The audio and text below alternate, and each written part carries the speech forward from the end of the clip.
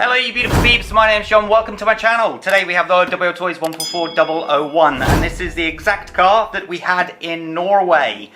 It actually received a little bit of damage, as you can tell here. This was due to a small crash, I think you can call it, as you can see up here. Colin misjudged it and hit a stone pretty much at top speed. But it only damaged one part, which I thought was pretty impressive. So I thought I'd quickly show you how to do it. It's this part that needs to be replaced. I believe it's called the hub carrier, but I can't remember. I can't remember all the names and whatnot. But it's a very, very simple and easy fix. Let me just move everything out of the way. What I will do is quickly show you this car. This is the one new in November 2021. That went to Norway in all of that snow, ice. You saw it was covered, especially when we were driving with the Insta360 mounted on top here. Obviously it was open to all the elements and, well,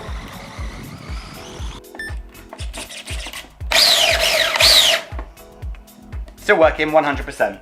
And I did nothing to it. I was going to WD-40 it, etc, etc before the start, but I never got around to it, so there you go. So, right, this repair. What I firstly have to do, I've taken obviously the wheel nut off already. Nice and simple. You've got to take this off, and the little pin here inside needs to come out, because that then enables us to be able to take this out here.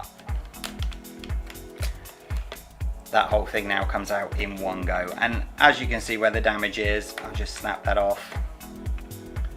That's all the damage it was at that huge crash. I mean, you can say the drive shafts had a bit of a knock.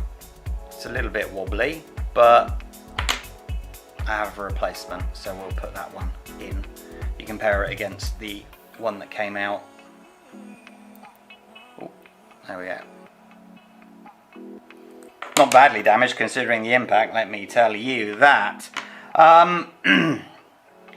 If you see here, you've got two screws that need to come out, and they've also got the bearing attached to it. That needs to be kept, so keep that in mind as well, please. So let's take the screw off. And there's the bearing, it comes with it. I'll just leave that there for now, and then we'll do the lower one. You can see where the crash accident damage is. There we go. Take that there. So everything else is in good working order.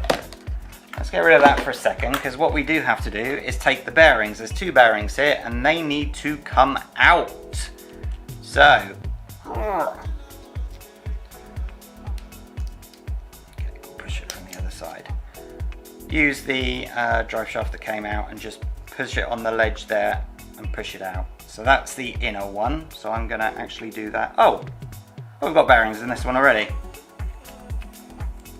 Yes, we do.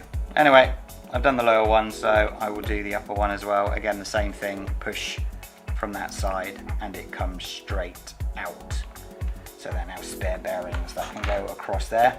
You can see that I did attempt to glue it while I was in Norway, but unfortunately the repair did not hold. So you would then just push the bearings back in again. Sometimes it's a bit hard, but just, you know, put the drive shaft in and push it through like so. You can do it both ways, and that will push them back into position.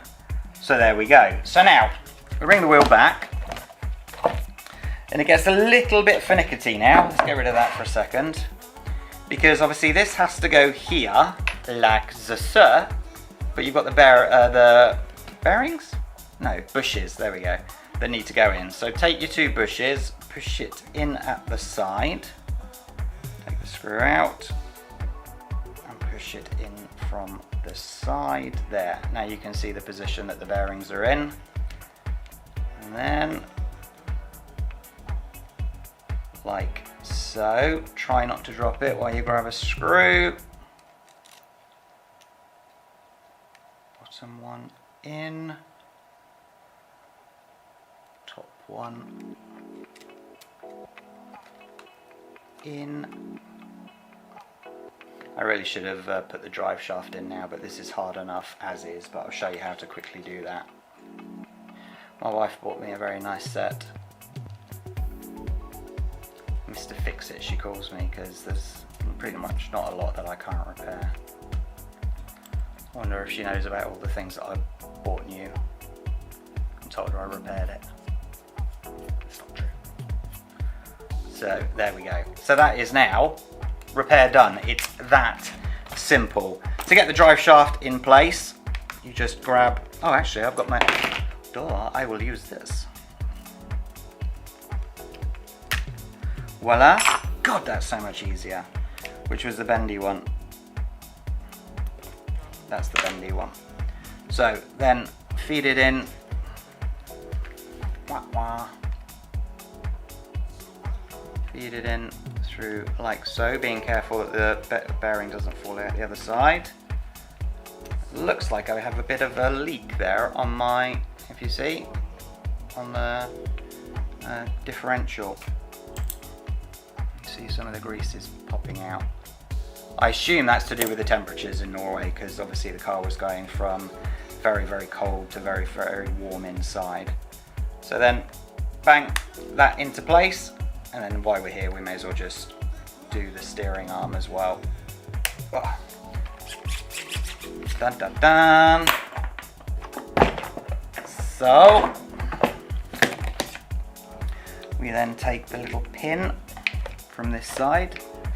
As you can see, there's the hole. I'll just turn it to the side so the pin doesn't fall straight out. Before I went to Norway, I actually put some of the metal ones on because I knew that could be a potential weak point in the snow, so that's why I did that. That goes back on, and finally the wheel nut.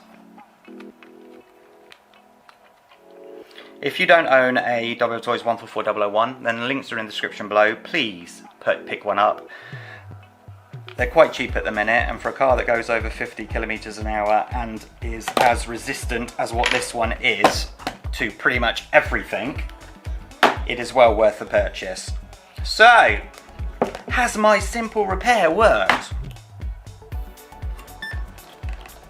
Just checking. Yes, it has. So, there you go, ladies and gentlemen. It is that simple to replace that part.